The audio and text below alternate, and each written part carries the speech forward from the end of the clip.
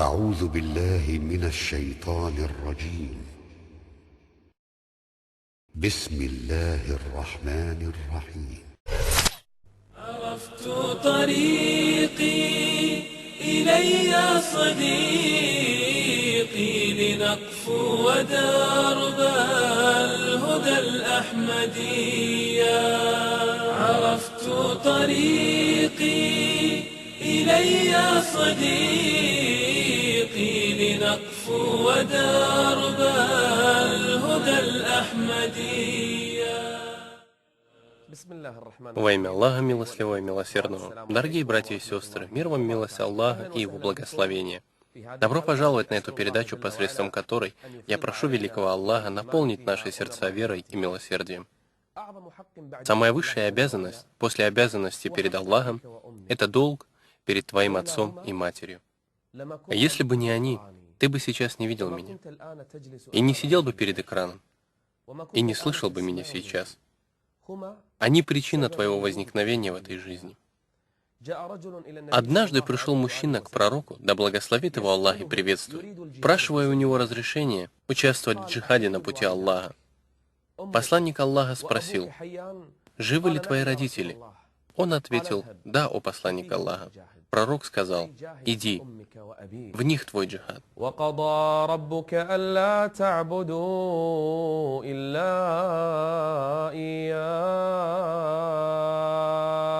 Единобожие в первую очередь. Вторым же после единобожия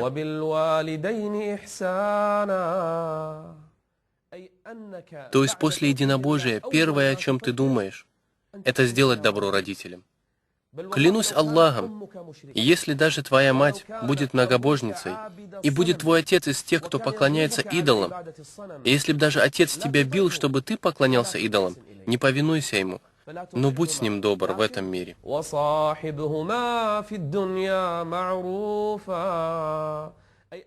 Мы в наше время видим очень странные и удивительные вещи. Мы находим сыновей, которые бросают своих отцов в больницы, бросают своих матерей в домах для престарелых и покидают их. Горе, клянусь Аллахом, горе, когда мы слышим, как мать звонит к нам, жалуясь на плохое поведение своего ребенка, плачет от грубости своих детей. Мать приходит ко мне, садится и говорит: «У меня 2 детей, только что я вышла от них, и они били меня перед тем, как выйти».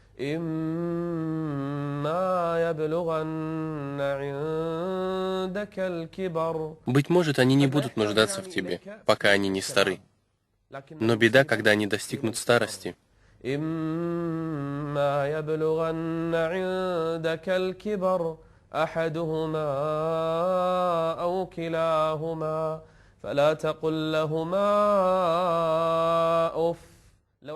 Если бы существовало слово меньше, чем «уф», Аллах непременно употребил бы его. Рассказывает один пожарник. Послушайте эту историю. Говорит: «Мы пришли в квартиру, которая сгорела вместе с ее обитателями. Дверь была закрыта, и никто не смог выйти. Все сгорели.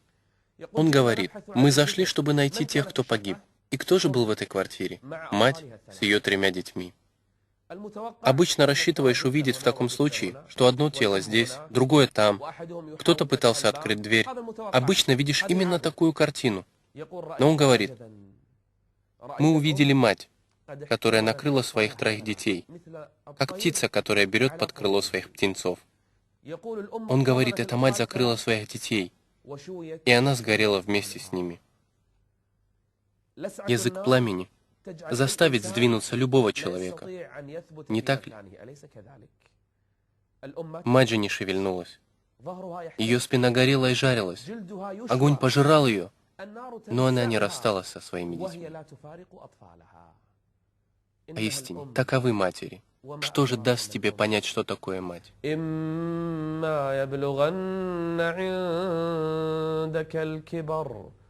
أحدهما أو كلاهما فلا تقل لهما أف ولا تنهرهما وقل لهما قولا كريما. После того, как поздороваешься, скажи: «Доброе утро, мамочка. Чего бы тебе хотелось?» Что мне сделать? Скажи мне, мама, ласковое обращение, эти слова, которые приближают к матери, когда она что-то велит сделать. Готов, моя мама. Эти слова и есть.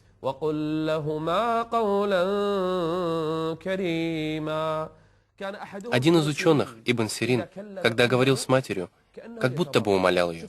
Видели ли вы человека, который обращается к Аллаху, как он просит покорно, смиренно и унижаясь?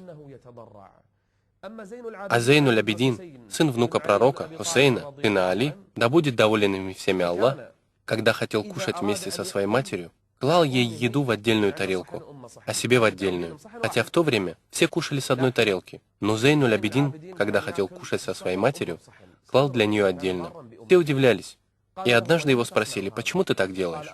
Он сказал, я боюсь, что моя рука опередит руку моей матери и возьмет тот кусок, на который она посмотрела и хотела взять.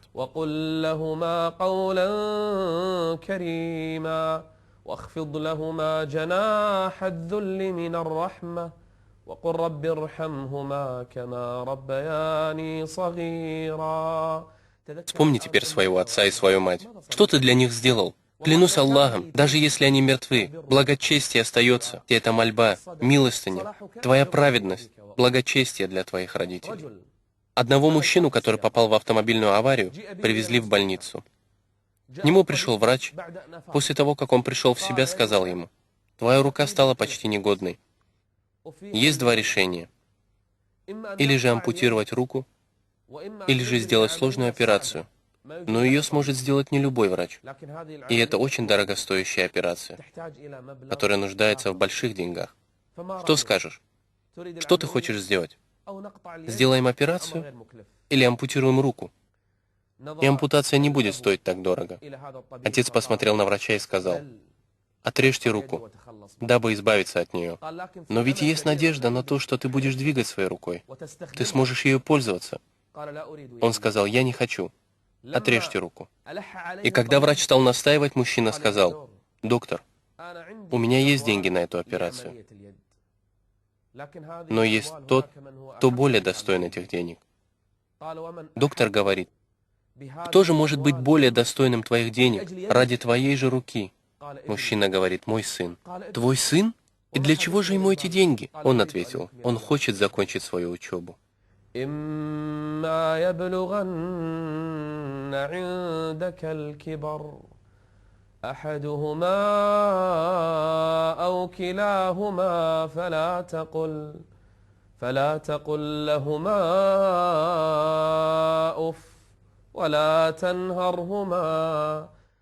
как ты думаешь, ради кого не спит твой отец всю ночь? Ради кого он выходит рано утром и возвращается только к концу дня? Ради кого? Как ты думаешь, твоя мать, у которой прогнулась спина и поседели волосы, смягчилась ее кожа, заболело ее тело, ради кого? Разве ты не знаешь, что женщина, если не родит, ее здоровье будет отличаться от той, что родила детей, и кормила их грудью и вынашивала? Все эти трудности, ради кого? Разве не ради тебя, о сын? Разве не ради тебя, о дочь? А сегодня мы слышим о дочерях. Когда их упрекают их матери, они говорят, «Мама, ну что ты меня упрекаешь? Как хочу, так и делаю». В словаре обращения с отцом или с матерью нет слова «хочу». Нет понятия «я волен делать». Есть только «слушай и повинуйся». Ведь это твоя мать. Мать! И затем тоже мать. И после тоже мать. И только потом отец. Однажды пророк, да благословит его Аллах и приветствует, выходил из Медины и проходил рядом с местом, которое называется Абва. Это местность, где похоронена мать пророка, да благословит его Аллах и приветствует. Он попросил у сподвижников разрешения отлучиться, как будто бы он хотел посетить могилу матери, которую он еле помнит. Она умерла, когда ему было 6 лет. Он попросил у Аллаха. Она умерла до ислама, не умерла на исламе и единобожии. Поэтому он попросил у Аллаха разрешения посетить могилу матери. И Аллах разрешил ему. Когда же он пошел, он попросил Аллаха разрешить ему просить для нее прощения грехов. И Аллах не разрешил ему. И пророк сел рядом с ее могилой. Да благословит его Аллах и приветствует. И и плакал. Тоже она. Она мать пророка, да благословит его Аллах и приветствует. ووصينا الإنسان بوالديه حملته أمه كرها ووضعته كرها وحمله وفصاله 30 شهرا. Мать, которая вынашивала ребенка, клянусь Аллахом, не спит ночью. Передает рассказ. И этот рассказ для притчи. Он не настоящий. То один мальчик, у которого была мать, пришел к нему человек, искушая его богатством и деньгами. Он сказал: «Парень, хочешь заработать много денег? Золото, серебро, только при одном условии». Парень спросил: «Что же это за условие?» Он сказал: «Иди к своей матери, когда она спит, и ударь ее этим кинжалом, вытащи ее сердце и приди ко мне с ее сердцем». И парень сделал это ради денег. Это условная притча о том, что делают люди сегодня, то они убивают своих матерей каждым днем и ночью, ударяют ножом своих матерей из-за своих жен, богатства, денег, бизнеса. И пошел этот парень и ударил свою мать, взял ее сердце и побежал за деньгами. И пока он бежал, он споткнулся, сердце упало из его рук. Когда же он упал, сердце заговорило и сказало: «Сыночек мой, любимый, не сильно ли ты ударился? С тобой что-нибудь случилось?» Парень от сильной скорби захотел ударить себя ножом. И сказала сердце матери: «Сыночек мой, не убивай меня еще раз. Ты ударил мое сердце ножом один раз. Не ударь же его еще раз». Был обманут глупец одним злым богачом. Он поверил в его обещание, то, что будет он полностью озолочен, а если выполнит прежде задание. Должен был принести этот юноша то, что дороже бриллиантов и злата. Сердце матери должен был вырезать он. Вот такую была там расплата. И когда он обратно спешил к богачу, свою часть в договоре исполнив, он упал и в испуге воззвало к нему сердце матери с криками болью: «О, сыночек, родной, как же так получилось? Я надеюсь, с тобой ничего не случилось». Вы видели? Сердце матери. Клянусь Аллахом, как бы мы ни обижались на своих матерей, они больше всех милосердны к нам. Клянусь Аллахом, больше всех милосердны. Но, к сожалению, некоторые люди, в их сердцах просвечивается жесткость. Помни, о юноша, пока ты смотришь на меня. И ты, девушка, пока ты смотришь на меня. Вспомните своих матерей и отцов, если кто-нибудь из вас разозлил кого-нибудь из них. Пока мы не вернемся к вам после небольшой паузы, начните им угождать. С этого момента, ведь, быть может, тебе уже не дано услышать в другой раз мой разговор.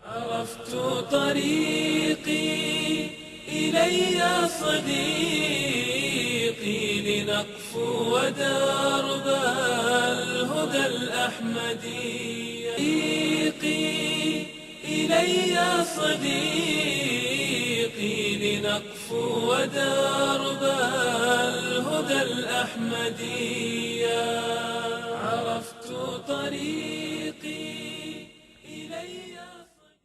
Я снова приветствую вас. Уайс ибн аль-Амир аль-Карани, человек, который принял ислам во время жизни пророка, да благословит его Аллах и приветствует, но не увидел его. Почему? Потому что он делал добро для своей матери. Его остановило от того, чтобы пойти к пророку, да благословит его Аллах и приветствует, то, что он остался со своей больной матерью. Но пророк велел сподвижникам и сказал: «К вам придет человек из Карна по имени Увайс ибн Амир. Когда вы увидите его, попросите его, чтобы он просил Аллаха для вас прощения ваших грехов». И кому же пророк говорит эти слова? Абу Бакру и Осману, Али, Муазу, Абу Зарру.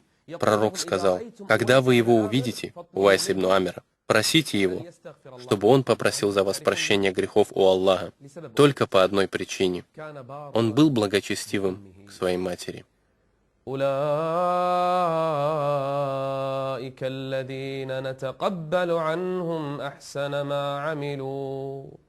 Благочестивых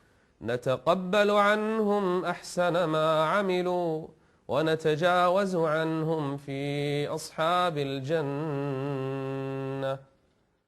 Во время Ми'раджа пророк, да благословит его Аллах и приветствует, вошел в рай и увидел там мужчину, услышал его голос. Пророк спросил, кто это? Чей это голос в раю? Ему сказали, Харис ибн Нуман. Пророк, да благословит его Аллах и приветствует, сказал, так бывает с тем, кто делает добро. Он был один из тех, кто больше всего делал добро своей матери. Хотите ли вы в рай? Некоторые люди устают, ездят в разные места, он отдает все свое богатство. Они хотят рая. Но разве не знают эти люди, что рай рядом с ногами их матери? Держись ног своей матери. Там находится рай. Мужчина сидел со своей матерью. Его мать лежала в постели, болела, а он делал массаж ее ногам. Он ходил к ней вместе со своей маленькой дочкой и делал массаж ее ногам. И как-то раз, когда он делал ей массаж, он поцеловал ей ногу. Есть ли проблема в том, что человек целует ногу своей матери? И его увидела его маленькая дочь. В один из дней, когда дочь играла с ним в квартире, она поцеловала его ногу. Он сказал, «Зачем ты это делаешь?» Она сказала, «Я видела, как ты целуешь ногу своей матери, поэтому сейчас я целую твою ногу». Делайте добро своим родителям, и вам будут делать добро ваши дети. Давайте мы остановимся на этом отрезке. Прислушаемся к тому, что говорят эти слова. Задумайся над этим. Подумай хорошенько над этими картинами и словами. Мы остановимся на этом и вернемся после небольшой паузы.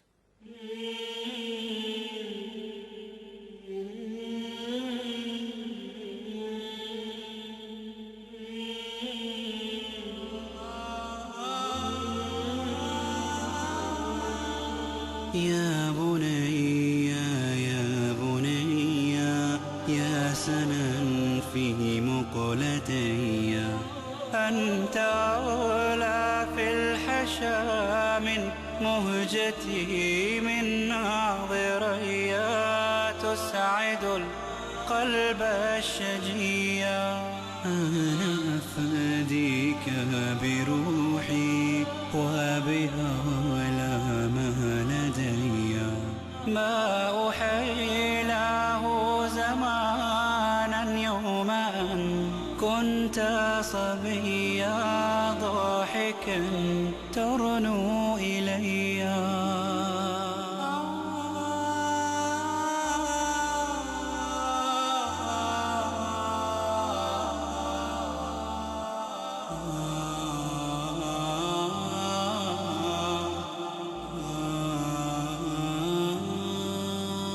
أين من قد كان أنسي بت لا ألقى نجيا ما الذي ألهاك عني أهي الدنيا دنيا أي جرم قد جنيت كي ترى عني غنيا هل نسيت الود إني لم أكن يوما نسيا كم تمنيت كأن لو كنت للعهد وفيا كم ركبت الصعب حتى نعيش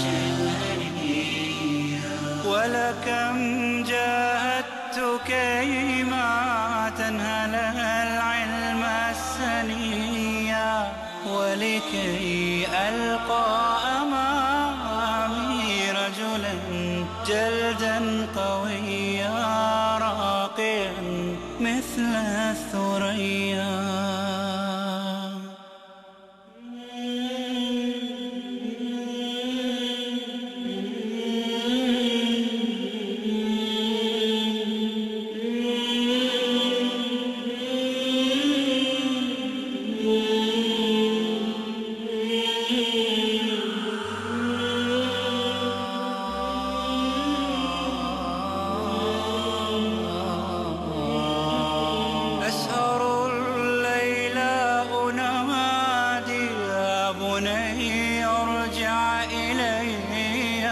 فلتعد لي يا حبيبي مثلما كنت نقيا علني ألقاك يوما قبل أن ألقى المني رغم هذا البعد قلبي لم يكن عنك قصيا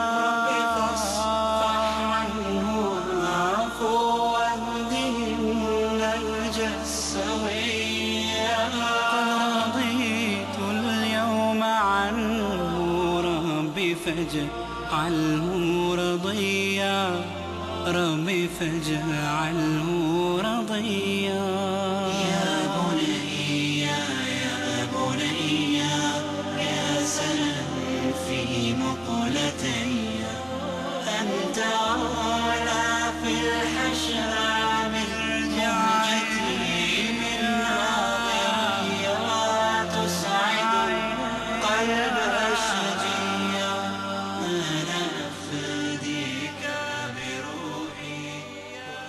Никогда не говори, что моя мать причина этому всему. Не говори, что сестра, что мать делает так, что я злюсь и говорю с ней грубо. Все это не оправдание. Это шайтан подталкивает нас. И наши души, к сожалению, не очищены. И мы не знаем величия той ответственности перед родителями. Поэтому мы начали поднимать наши голоса. Маленькое слово «уф» перед Аллахом является большим грехом. Был мужчина, которого звали Умайя Аль-Канани. У него был сын, которого звали Киляб. Это было во время правления Умара, да будет доволен им Аллах. Этот взрослый седой человек, Умайя, у него был единственный сын, которого звали Киляб.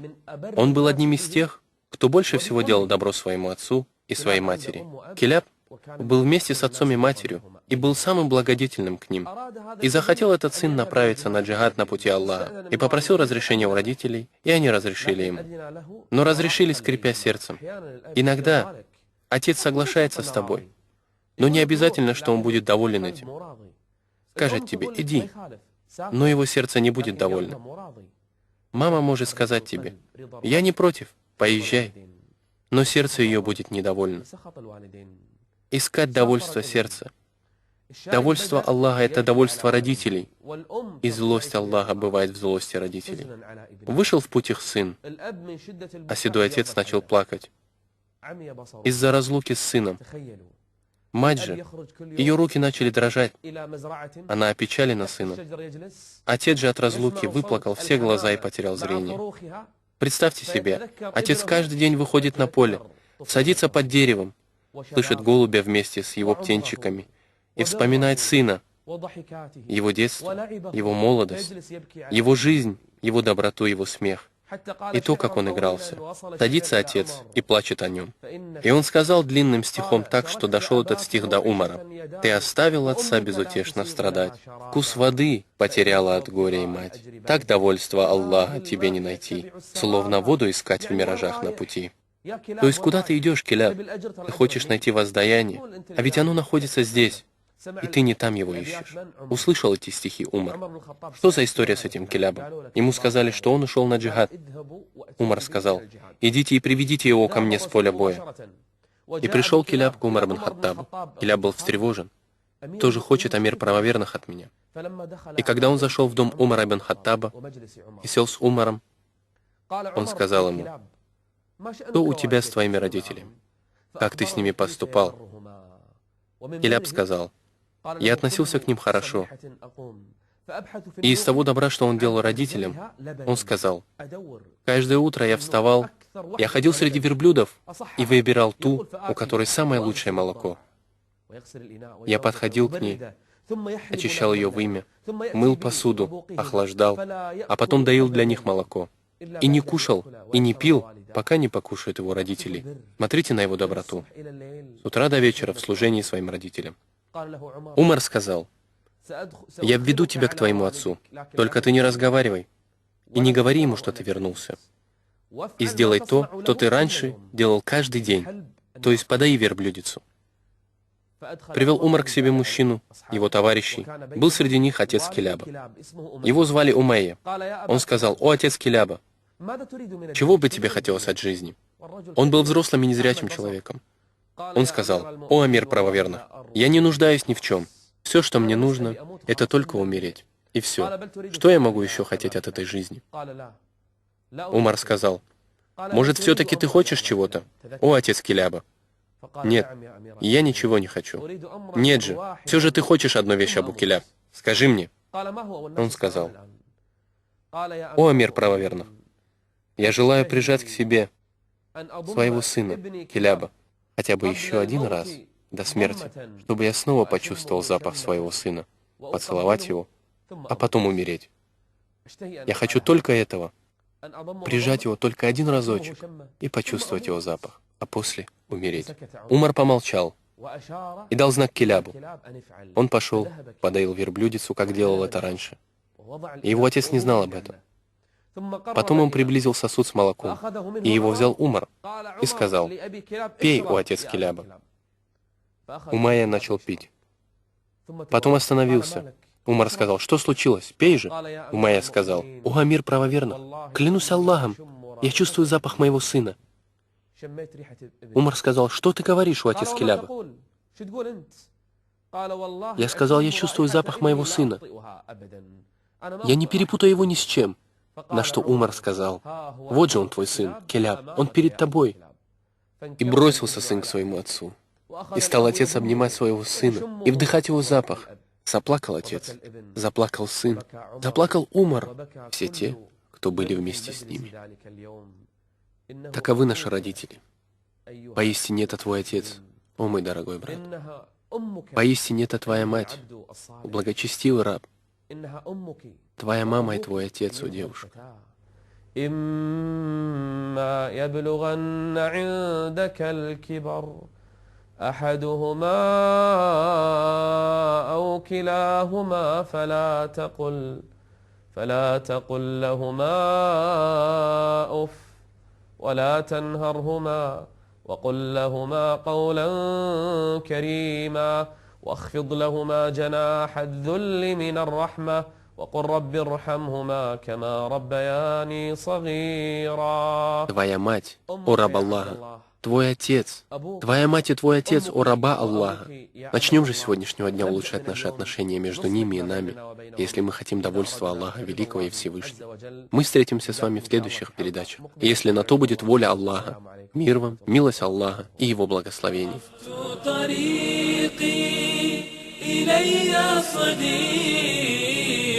لنقفو ودرب الهدى الأحمدية عرفت طريقي إلي صديقي لنقفو ودرب الهدى الأحمدية إلهي رجعت أبوء بذنبي ولست بما قد صنعت بريا فهذا سجودي